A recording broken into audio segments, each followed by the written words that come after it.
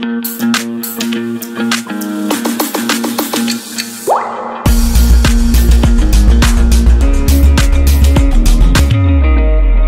start with our new chapter, linear equations in one variable.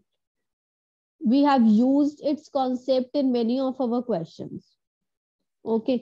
सबसे पहले algebraic expressions क्या होते हैं? Algebraic expressions ऐसे expressions होते हैं जिनमें coefficient, variable, operator, इन सब चीजों से मिलके जो भी expression पूरा बनता है वो क्या होता है? Algebraic expression होता है. उसमें क्या होगा? Constant होगा, variable होगा, ऑपरेशंस लगे होंगे कुछ like plus minus divide anything. उस एक्सप्रेशन को अब क्या बोलते हैं? अलजेब्रिक एक्सप्रेशन बोलते हैं. See this 7n plus 2. 7n plus 2 means n is the variable part. क्योंकि n को हम कुछ भी वैल्यू दे सकते हैं, हम 0 भी बोल सकते हैं. n can be 0, 1, 2, 3. n can take any value. Okay. और जो भी इस वेरिएबल के साथ होता है उसको हम बोलते हैं कोएफिशिएंट. जो भी वेरिएबल के साथ होगा वो उसका कोएफिशिएंट होगा. और जिसके साथ कोई भी वेरिएबल नहीं होता है, जस्ट लाइक 2, वो क्या होता है? एक कांस्टेंट टर्म होती है कि उसका कोई भी वेरिएबल नहीं है जिसके साथ, वो क्या होगा? कांस्टेंट होगा. और जो ये ऑपरेटर्स से डिफरेंट अलग अलग की जाती हैं टर्म्स, ऑपरेशंस क्यों लगाए जाते हैं बीच में? ताकि एक डिफरेंशिएट हो सके कि ये टर्म है ये है. तो इनको हम क्या बोलते हैं? टर्म्स बोलते हैं. Is this clear everybody? Yes ma'am. And all of U turn your video on. सबकी वीडियो ऑफ है. Can you explain this again? Can you explain this basic again? Yes. देखिए हमें क्या है, अगर हम लिखते हैं 2x plus 3, तो x is our variable part, क्योंकि x को तो हम कुछ भी वैल्यू दे सकते हैं ना इस क्वेश्चन में. x की वैल्यू के ऊपर हमारा ये पूरी वैल्यू डिपेंड कर रही है. जो x की वैल्यू होगी उसी के अकॉर्डिंग हमारे पूरे एक्सप्रेशन की वैल्यू होगी. तो दैट कैन वेरी, वो चेंज होता रहता है. तो this is the variable. Okay. जो हमेशा वेरिएबल के साथ होगा कुछ भी, वो क्या होगा? उसका कोएफिशिएंट होगा. जैसे x के साथ 2 है, अगर 2x स्क्वायर हमें दिया जाता है तो और पूछा जाता है कि x का वेरिएबल कोएफिशिएंट क्या है, तो x को आप किससे? 2x से मल्टीप्लाई करेंगे, राइट? सो x का कोएफिशिएंट क्या होगा? 2x होगा उसका कोएफिशिएंट. तो जिसका भी आपको कोएफिशिएंट निकालना है, उस टर्म को छोड़ के, उस वेरिएबल को छोड़ के आपको बाकी सब जो उसके साथ है वो उसका कोएफिशिएंट होगा हमेशा. 3 के साथ कोई भी वेरिएबल पार्ट नहीं है. जिसके साथ कोई भी वेरिएबल पार्ट नहीं होता वो क्या होता है? वो कांस्टेंट टर्म होती है, कांस्टेंट होता है. और ये क्या होता है? हमारे प्लस माइनस डिवाइड मल्टीप्लाई, ये सब क्या है? हमारे ऑपरेशंस हैं. इन ऑपरेशंस से जिनको सेपरेट किया जाता है उनको क्या बोला जाता है? These are the terms. एक एल्जेब्रिक एक्सप्रेशन की टर्म्स है ये. Is it clear now? Yes ma'am. Yes, ma'am. Next देखिए, एक एक्सप्रेशन जिसमें हमें दिया जाता है कि दो चीजें इक्वल हैं, राइट? तो उसको क्या हम बोलते हैं? एक इक्वेशन बन जाती है, क्योंकि वो क्या कर रहा है? दो चीजों को इक्वेट कर रहा है. तो that will become an equation. Is it clear? आप दो चीजों को इक्वेट करते हैं तो क्या होगा? वो एक इक्वेशन का काम करेगा. और ऐसी इक्वेशंस हमने सॉल्व की है बहुत बार. यस और नो बच्चे? रिस्पॉन्ड. Yes ma'am. राइट. तो 4x minus 7 is equal to 5.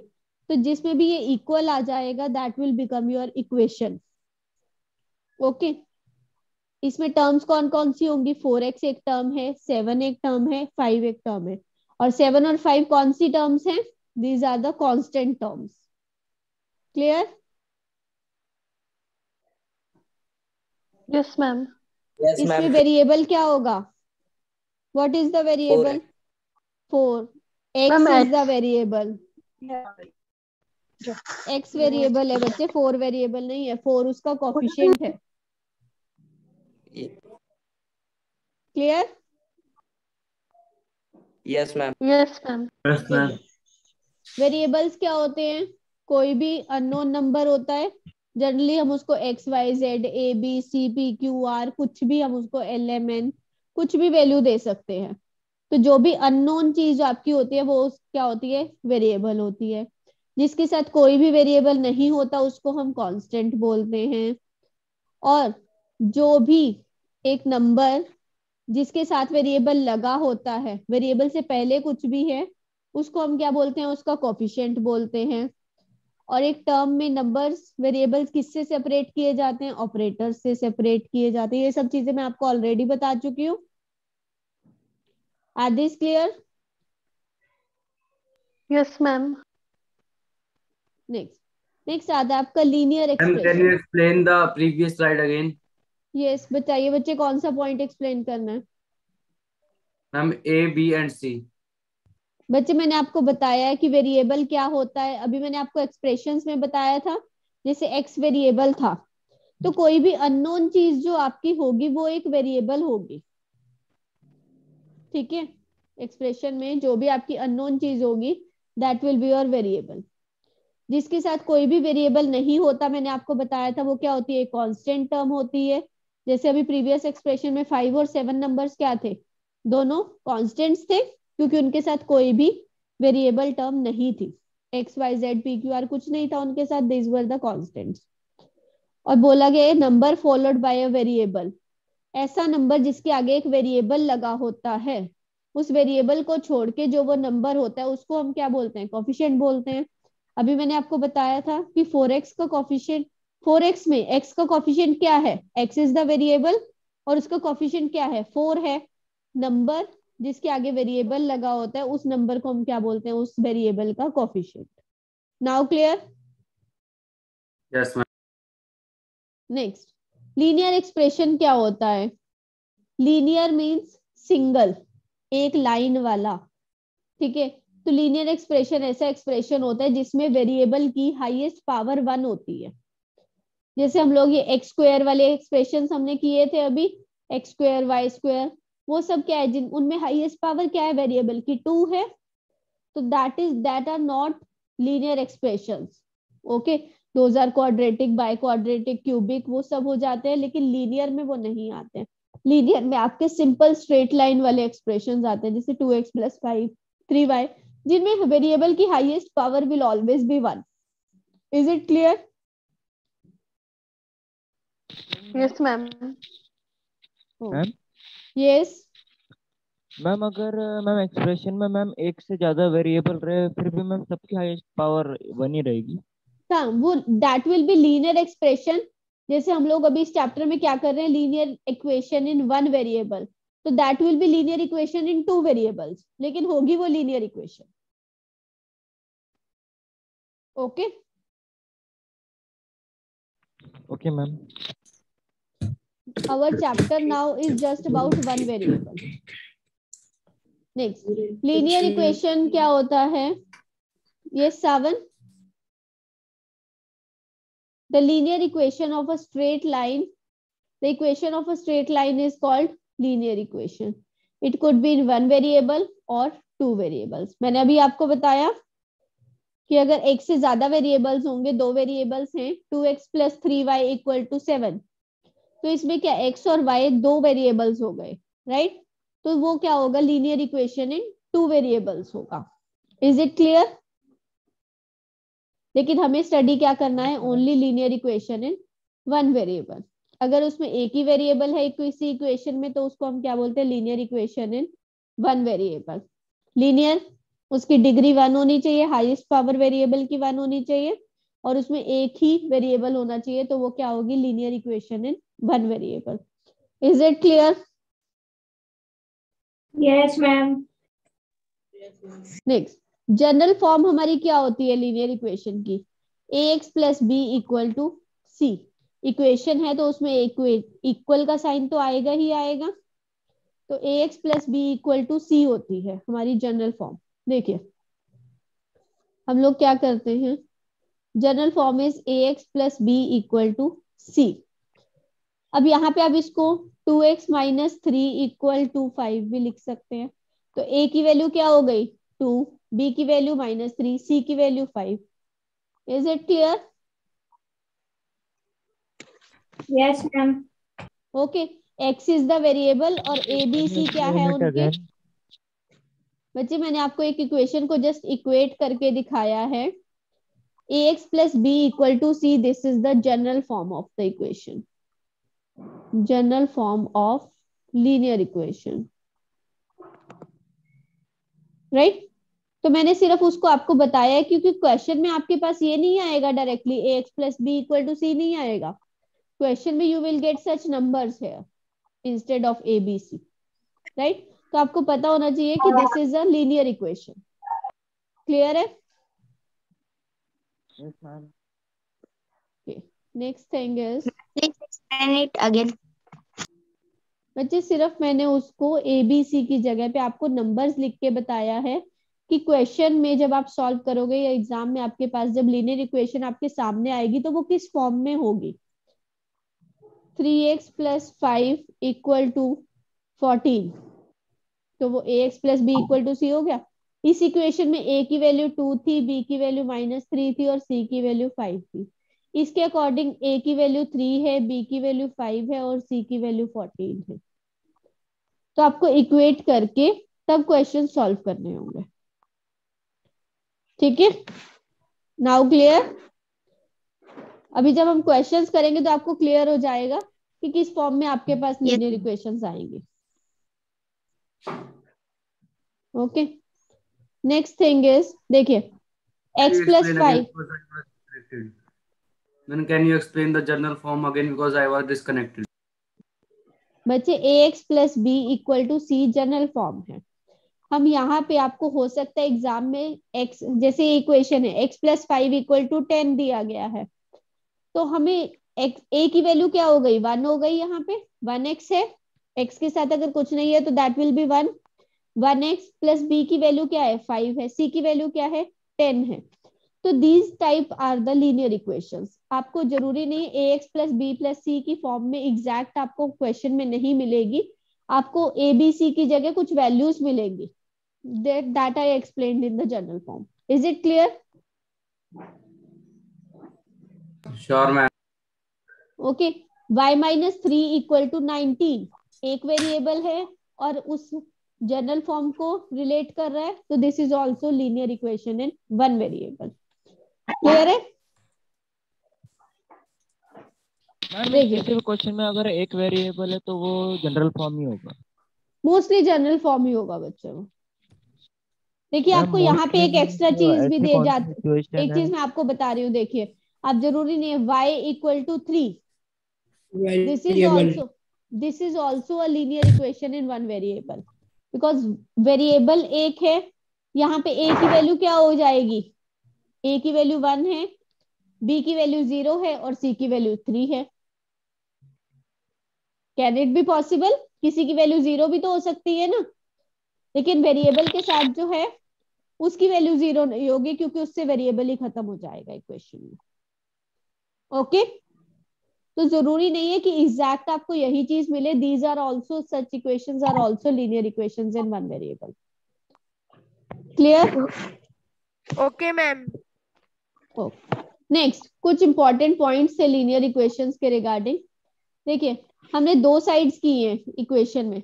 Suppose x minus 3 equal to 10 है, तो इक्वेट ये इक्वल टू के साइन के जो लेफ्ट पे होता है this is called left hand side, जो राइट पे होता है this is called right hand side. Clear है? जो इक्वल टू साइन के लेफ्ट पे होगा उसको हम लेफ्ट हैंड साइड बोलते हैं इक्वेशन की, और जो एक्सप्रेशन में राइट साइड पे होता है उसको हम एक्सप्रेशन की राइट हैंड साइड बोलते हैं। Is this clear? Yes, ma'am. Next, in linear equation left hand side is equal to right hand side। देखिए हमने अभी इक्वेशन की वैल्यू ली थी, इक्वेशन ली थी हमने x minus 3 equal to 10, right. तो ऐसा कब पॉसिबल होगा, ये दोनों साइड्स कब इक्वल होंगी, सिर्फ एक पर्टिकुलर वैल्यू पे होगी, that is x equal to 13 है अगर, सिर्फ तभी ये दोनों साइड्स पॉसिबल होंगी इक्वल। 13 माइनस 3 भी 10 होता है और राइट हैंड साइड हमारी ऑलरेडी 10 है। तो जो पर्टिकुलर वैल्यूज ऐसी होती हैं वो सिर्फ सम वैल्यूज, कुछ वैल्यूज के लिए होता है, वो पर्टिकुलर वैल्यूज जो होती हैं उनको क्या हम बोलते हैं, this is the solution of this equation, solution of this equation. उस इक्वेशन का वो सॉल्यूशन होता है जिसको, जो उस वैल्यू इक्वेशन को सेटिस्फाई करती है वैल्यू, वो उसका सॉल्यूशन होता है। क्लियर है? Ma'am can you explain again? देखिए, अगर आप लेते हैं 2x प्लस 5 इक्वल टू 11, देखिए ये चीज कब पॉसिबल है, सिर्फ आप इससे सॉल्व करते हैं ना, यहाँ से x की वैल्यू निकालते हैं, 11 माइनस 5 6 2x, तो x की वैल्यू 3 आ गई हमारी। तो हम क्या कहते हैं, इसमें क्या लिखा जाता है क्वेश्चन के ऊपर, सॉल्व फॉर x लिखा जाता है क्वेश्चन के ऊपर कि आपको x की वैल्यू निकालनी है इस क्वेश्चन में। तो this is what, this is the solution of this equation, solution है वो इक्वेशन का। ये चीज कब पॉसिबल है, ये दोनों साइड्स कब पॉसिबल है इक्वल होना, जब प्रॉपर x की वैल्यू 3 होगी, सिर्फ तभी ये पॉसिबल है। क्या x की वैल्यू 4 पे ये पॉसिबल होगा, लेफ्ट हैंड साइड क्या हो जाएगी at x equal to 4, 4 two 8 plus 5 13 हो जाएगी, राइट हैंड साइड हमारी क्या है 11 है, क्या ये दोनों इक्वल हुई, नहीं। अब क्लियर है? Yes ma'am. Okay ma'am answer 3 कैसे आया है?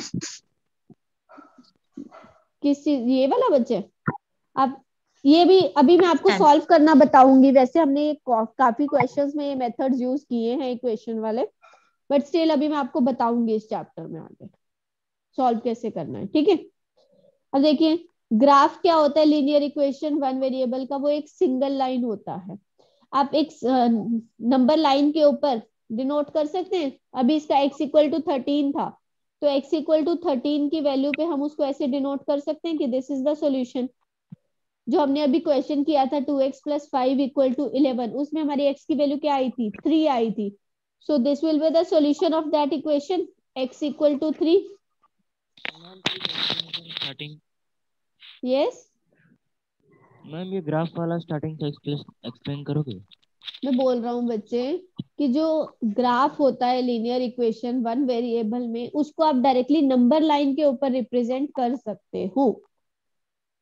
आपको किसी और चीज की जरूरत नहीं है ग्राफ बनाने के लिए। देखिए आप लोगों ने ग्राफ्स कैसे देखे होंगे, मोस्टली ऐसे ऐसे ये ग्राफ्स देखे होंगे आपने, लेकिन ये ग्राफ्स किसके होते हैं, ये 2 वेरिएबल्स के होते हैं। जब आपके पास 2 वेरिएबल्स होते हैं, यहाँ पे आप x वेरिएबल लेते हैं, यहाँ पे आप y वेरिएबल लेते हैं, लीनियर इक्वेशन, ठीक है, ये 2 वेरिएबल्स में होता है। लेकिन आपको जब एक ही इक्वेशन दी गई है, लीनियर इक्वेशन है, तो अब ये x की वैल्यू है, ठीक है, इधर भी और इधर भी, सेंटर में आपका 0 होता है, 1 2 3 4 5, और ये एक्सटेंडिंग होता है, देखिए -5 -4 -3 -2 -1 1 2 3 4 5, राइट। तो अगर x इक्वल टू 3 सोल्यूशन है, तो आप इसको यहाँ पे डिनोट कर सकते हैं कि it is x equal to 3 is the solution. x की वैल्यू अगर आपकी -2 आती है, तो आप यहाँ पे लिख सकते हैं x equal to -2 is the solution of this equation.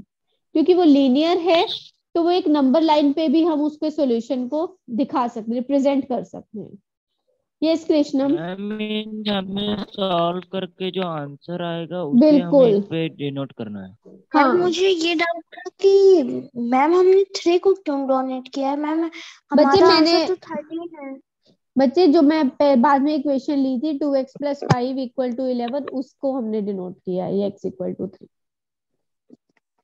उसमें हमारा आंसर 3 आया था ना।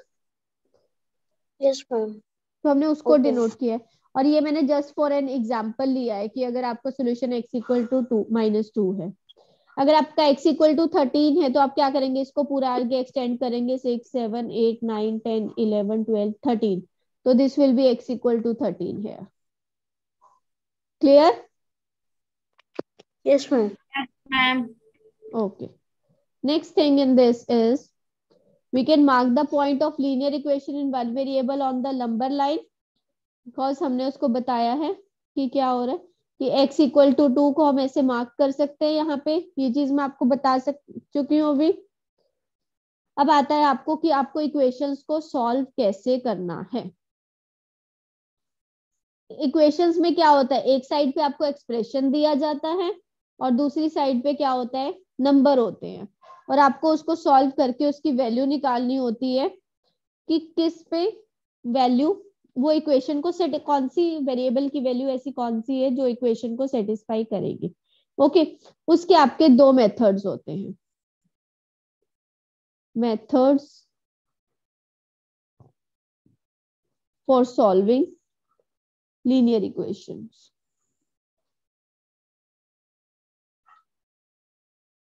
Okay, there are two methods. First method is your balancing method. Second is your transpose method.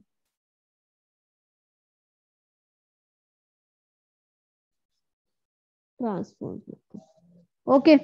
Balancing method में आपका क्या होता है, सपोज आपको दिया गया है x माइनस 3 इक्वल टू 12। अब आपको क्या करना है, दोनों को बैलेंस करना है। किस चीज का बैलेंस करना है कि आपको x की वैल्यू फाइंड आउट करनी है। तो बैलेंस करने के लिए आपको क्या करना पड़ेगा, ऐड 3 टू बोथ साइड्स। आप दोनों साइड्स पे अगर 3 ऐड कर देंगे तो आपको क्या मिलेगा, x minus 3 plus 3 equal to 12 plus 3। तो ये कैंसिल हो जाएगा और आपके यहाँ x की वैल्यू आपकी यहाँ पे क्या आ जाएगी, 15 आ जाएगी। Is this clear? Yes ma'am. और अगर यहाँ पे सपोज आपका 3x होता, ठीक है, तो आपकी यहाँ पे 3x की वैल्यू 15 आ जाती। आपको बैलेंस करना है इक्वेशंस को, आपकी इस इक्वेशन को आपको इस फॉर्म में लेके आना है कि आप x की वैल्यू वहां से निकाल सको सिर्फ, ठीक है। तो पहले आपको ये वाली जो -3 वाली टर्म है इसको बैलेंस करना पड़ेगा ताकि ये 3x अकेला रह जाए। उसको बैलेंस करने के लिए हमने क्या किया, दोनों साइड्स पे 3 ऐड किया। जो भी आप ऑपरेशन लगाएंगे वो आप दोनों साइड्स पे लगाएंगे हमेशा इक्वेशन में। यस मैम, वो नंबर कैसे डिसाइड करेंगे जो दोनों साइड में ऐड कर रहे हैं?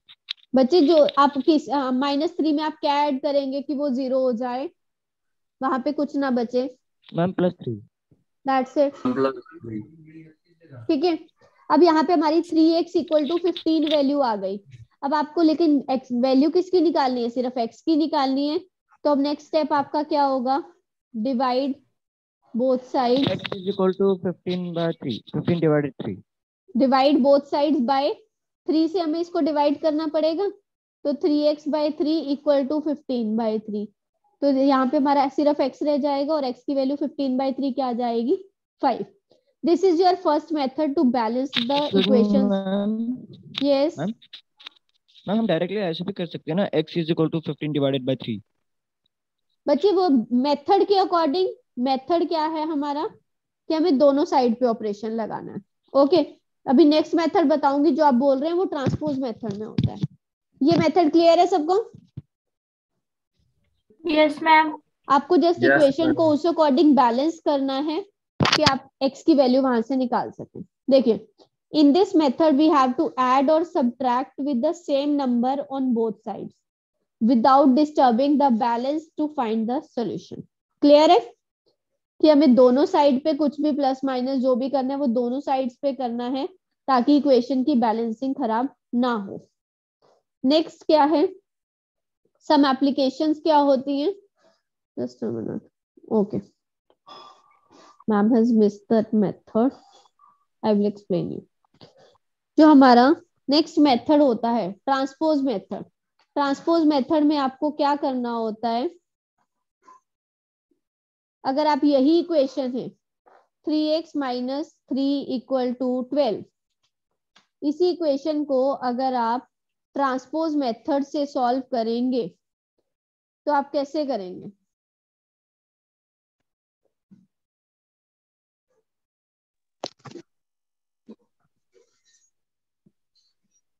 देखिए मैम क्या राइटर, देखिए मैं बताती हूँ बच्चा।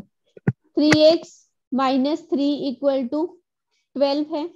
तो आपको क्या करना है, ये जो -3 है आपको इसको शिफ्ट करना है दूसरी साइड पे, ताकि हमारा सिर्फ 3x रह जाए।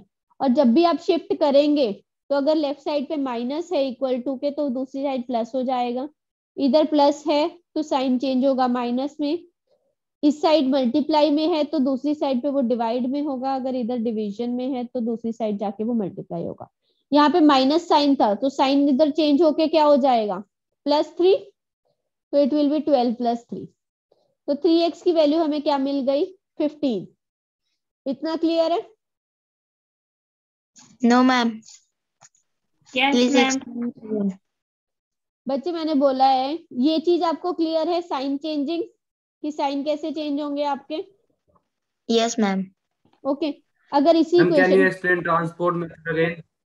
बच्चे मैं कर रही हूँ, Ma'am, please can you listen to me, explain transport method? I am explaining, please listen to me again. जैसे -3 था इधर, तो आपको क्या करना है, इस -3 को इक्वेशन के दूसरी साइड पे शिफ्ट करना है, ताकि हमारा जो 3x है it will be left alone, हमें इसको अकेला हो जाए, ताकि हम x की वैल्यू उसको सॉल्व करके निकाल सकें। और उस शिफ्टिंग में ट्रांसपोज करना, शिफ्ट करना, उस शिफ्टिंग में आपके इस अकॉर्डिंग साइन चेंज होता है। ये -3 था, तो जब हम शिफ्टिंग करेंगे इसकी, तो इक्वेशन की दूसरी साइड पे जाके क्या हो जाएगा, +3 हो जाएगा, और हम उसमें उसको ऐड कर देंगे, 12 + 3 15 हो गया। अब यहाँ पे 3 क्या है, मल्टीप्लीकेशन में है, तो x की वैल्यू क्या आ जाएगी, इधर मल्टीप्लीकेशन में था तो दूसरी साइड जाके डिवीजन में आ जाएगा, तो यहाँ से हमें x की वैल्यू 5 मिल जाएगी। आप किसी भी मेथड से कीजिए क्वेश्चन, तो आंसर आपको सेम ही मिलेगा। Any doubts now? No, ma'am. No All ma'am. clear? No ma'am, yes clear. Okay, very good. ठीक है, नेक्स्ट हम लीनियर इक्वेशंस को कहाँ पे यूज करते हैं रूटीन में? अगर इस टाइप का आपके पास क्वेश्चन आ जाए, what number should be added to 23 to get 75, तो आप क्या करते हैं, 23 में x ऐड किया जाए तो हमें 75 मिलेगा, तो आप यहाँ से x की वैल्यू निकालते हैं, 75 - 23, 52 वैल्यू आ जाती है। करते हैं ना ऐसे क्वेश्चन नॉर्मली? तो ये Yes, किसकी ma'am. एप्लीकेशन है, linear equation in one variable. Is it clear? Yes ma'am. Okay, Yes, ma'am. ऐसे ही if the sum of two numbers is 100, one number आपको 63 दिया हुआ है, तो आपको दूसरा नंबर बताना है, तो 63 + x = 100 हो जाएगा, 37। x will be equal to 37 here. तो आपको ये किसकी एप्लीकेशंस है, लीनियर इक्वेशन की ही एप्लीकेशंस हैं, जो हम लोग डेली लाइफ में यूज करते हैं, बट हमें फील नहीं होता कि हम मैथमेटिक्स को यूज कर रहे हैं। पूरा वीडियो देखने के लिए और लेटेस्ट एग्जाम अपडेट्स जानने के लिए डाउनलोड करें कैरियर डिफेंस स्कूल का एंड्रॉयड ऐप।